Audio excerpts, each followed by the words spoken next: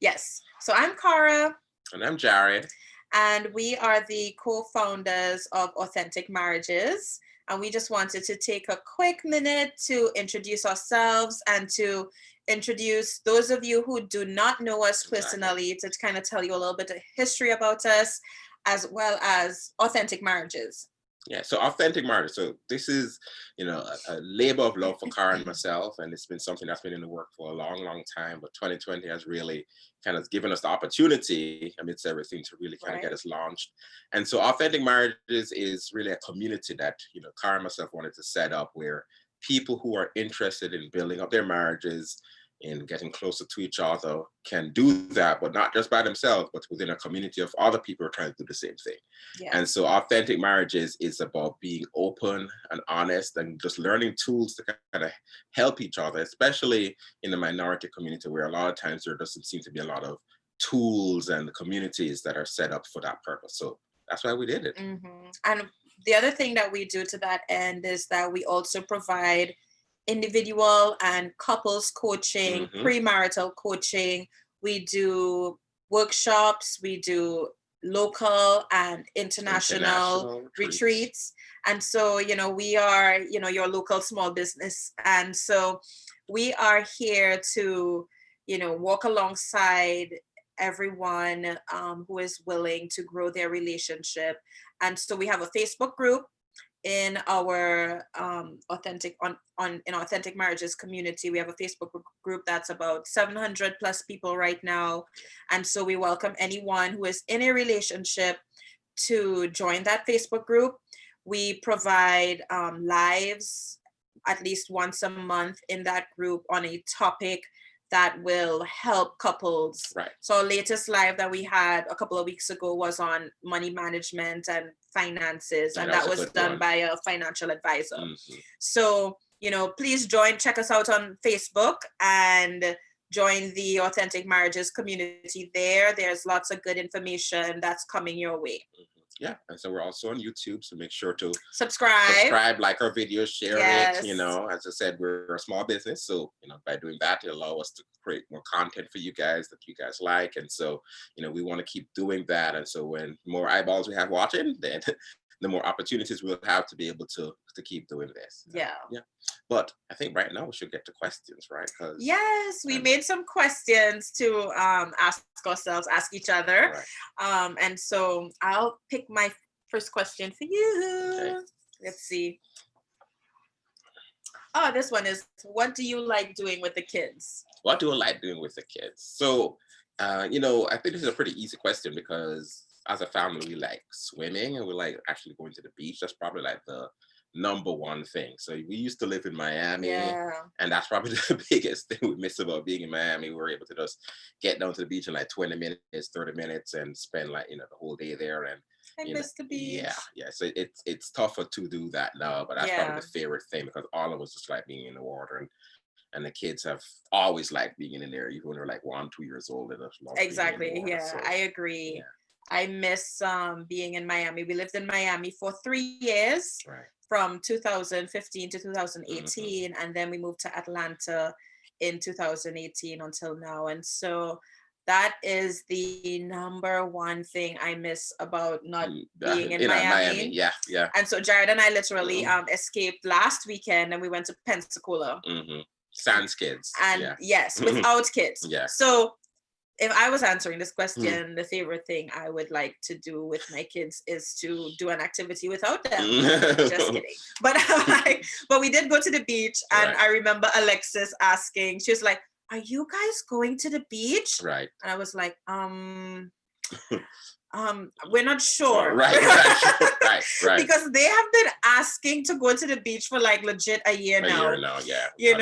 And so when we got back, they were like, "You went to the beach?" Right. Without us? Right. They started interrogating us. Like, how dare you? Right, exactly. So we're actually going to plan a beach trip later this summer. Yeah. They don't know about it yet, but I think that would be a good gift given all things that we have had to endure together during quarantine. Exactly. Yeah. I think having a week at the beach would be something. A good reprieve for all of us. For all of us. Exactly. All right. So question for you.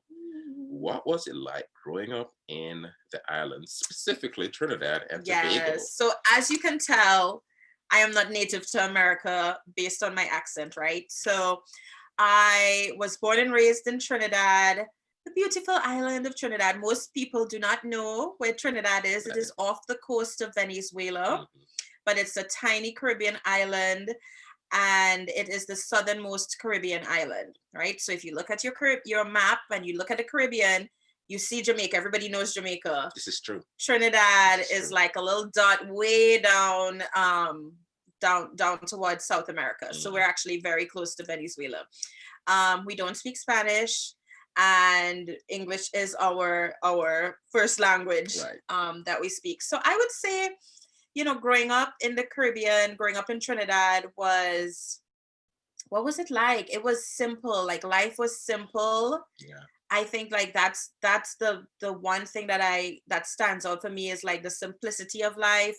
It was very community oriented. So you knew your neighbors, you would go to your neighbor's house, and play until dark, and until, your parents calling you back home. So it was definitely a place where you knew each other, and you relied on each other, I think, a lot more than what it is like being in America. I think American culture is very individualistic, and it's less community oriented. And so when you live in a developing country, I think it forces you to have a mindset of community, because you literally cannot do a lot of things without having a connection, without knowing someone. Simple things, to get something done, you might need to call a friend who knows a friend. And that happens a lot, and so that forces us to have that interdependence on each other, which I think is really, really healthy. Growing up as a child, I think I just remember like playing in the yard, playing in my neighbor's yard, playing in the street. There's a lot of simplicity.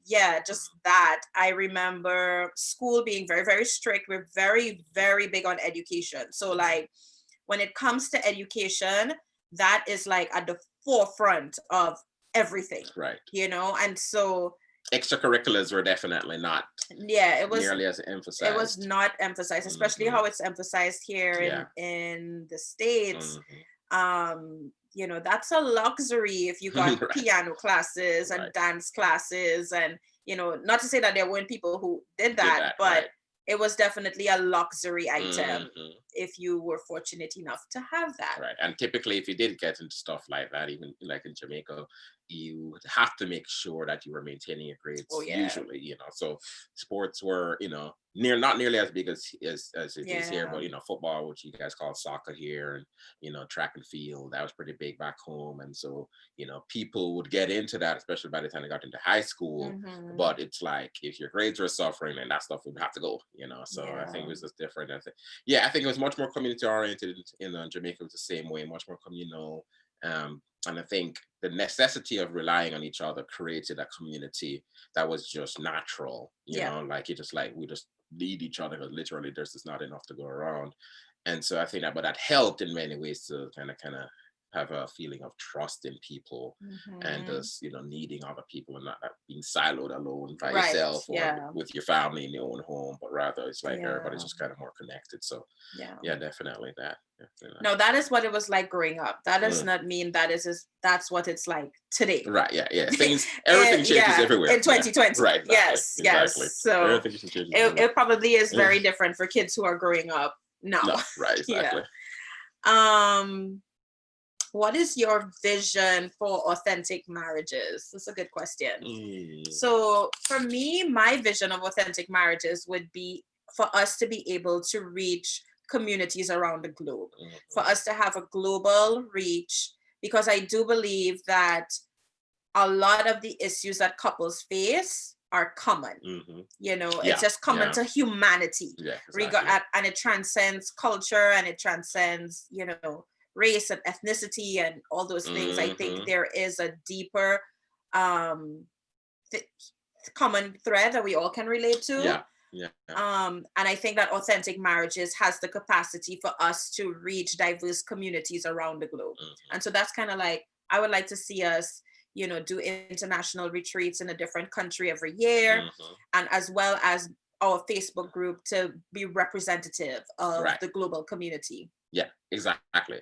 And I mean, like I would love for us to get to the point where we're doing retreats, got hundreds of different couples from all over the world, Yeah. and these different locations, and the community kind of growing to millions of people, because Yep. I think God made us in such a way where we are community based. We're supposed to be in a community with each other, and I think we're less when we Right. don't do that. I think Right. we're less when we don't have that community. I think we need that. And so Authentic Marriages was created to put that community out there for people, so that we'd have resources, because everybody has something they're struggling with. Every couple could do better with something. And oftentimes there's other couples who have things that they could offer to you. And so if we can be open and honest with each other, we realize that we're all lacking in certain areas and we all have things to offer each other, and so that's what AM was created to do. So that's where we want to see ourselves in the future, hopefully in the not so distant future. So what do you like doing as a couple? So I think probably the big thing we like to do is travel. I think traveling, we like to. That's our number one. Exactly. It's like her number one thing. And, either if that's, locally but especially like internationally, we like to leave the country and just go to different places we haven't been before. And we like to travel without kids. Yes, exactly.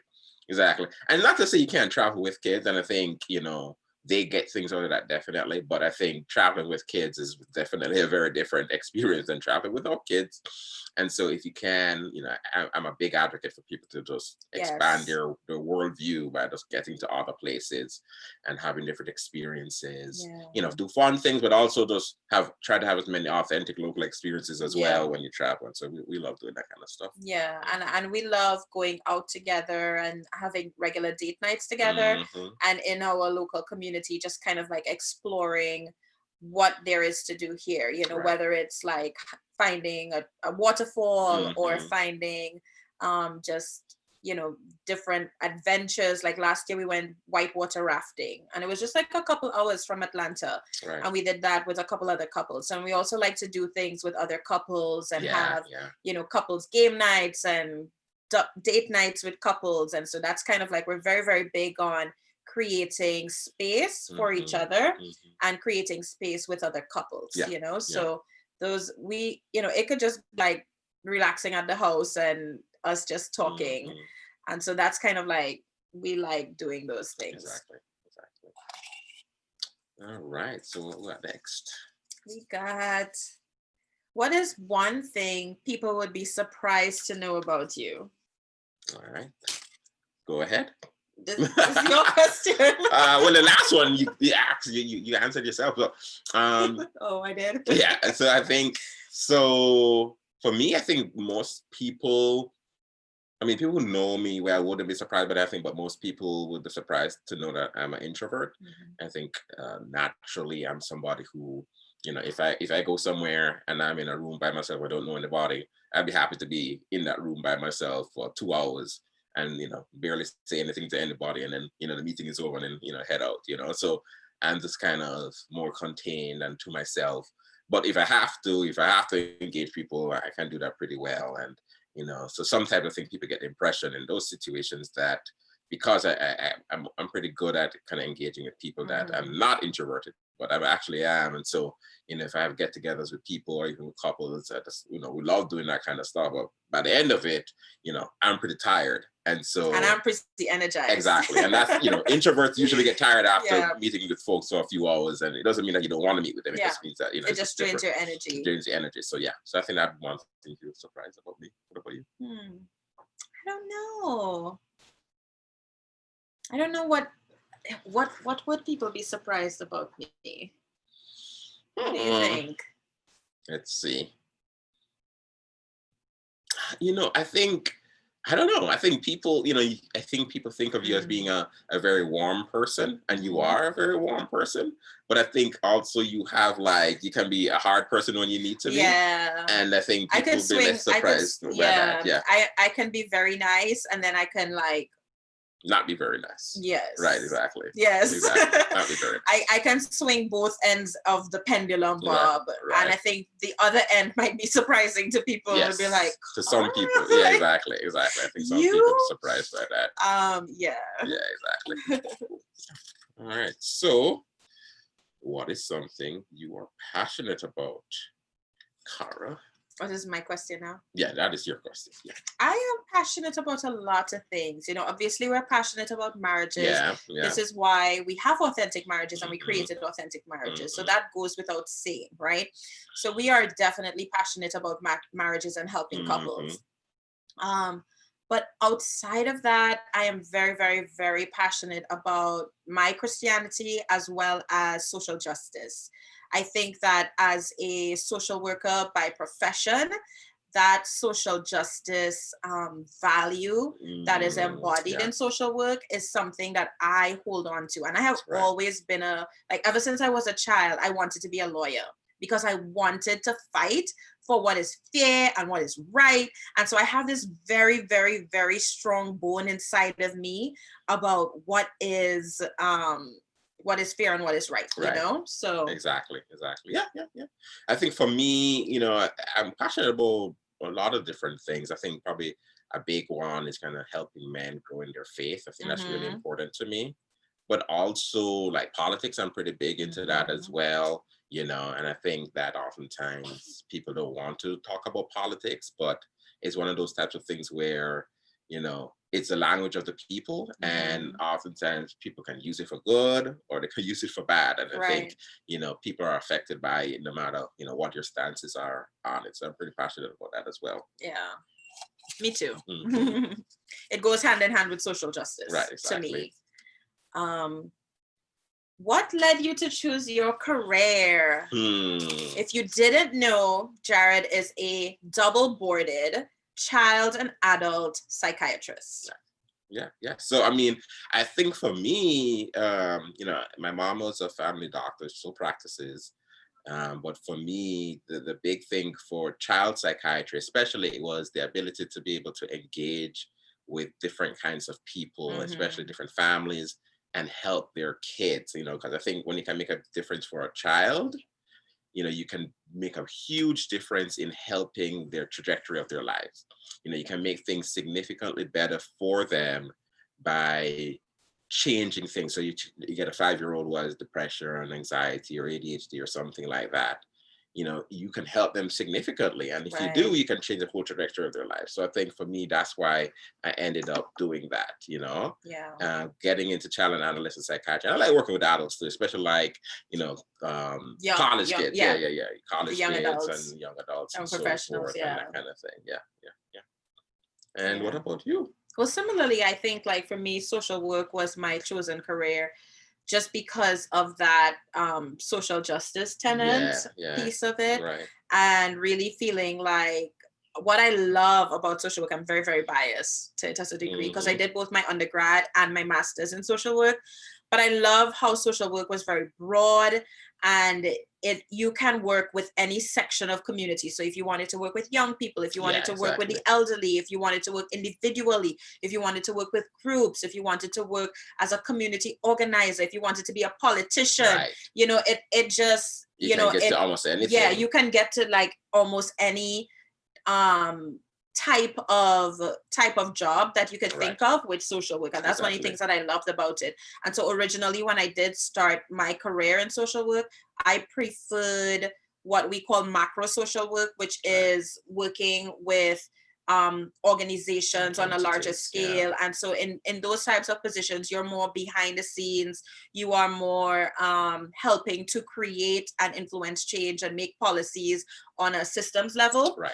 And so I really like that because I always felt like it's better to be kind of like the person at the top helping to influence change and policies in organizations rather than being the person at the bottom suffering because of the policies of the organization. And so those are some of the things that I loved about social work. And then later on, probably when we moved to Miami was when I shifted and I became more individual focused, and I did a lot more individual therapy, couples therapy. I did work with trauma, Right. and I got a lot of experience there. And so that's kind of like what I'm using now in authentic marriages. Right.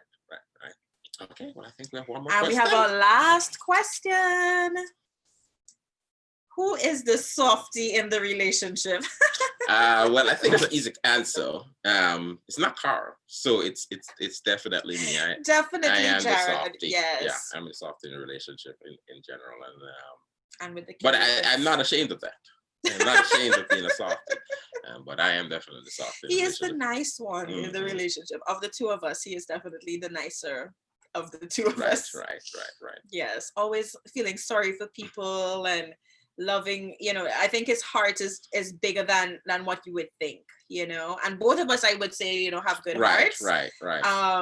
His is definitely not for both of us. Right, exactly.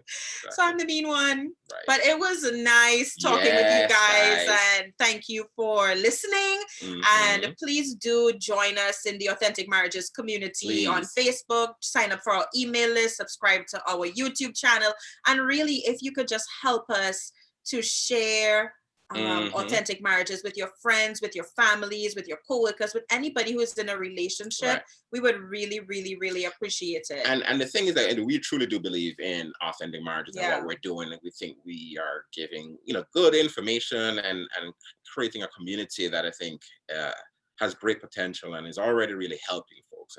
And I know, and we know that there have been people who've already helped with this community and through what we're doing with authentic marriages. So we just don't want to be selfish with it. We want to make sure that as many people as possible can be exposed to it. Yeah. And so share it. This is the kind of thing that you want to give, because I think there's just so much that can be done and so much more that can be done with authentic marriages. Well, thank you for listening. Thank you, guys. Until next time. Okay, guys, you take care, okay? Bye. All righty. Bye-bye.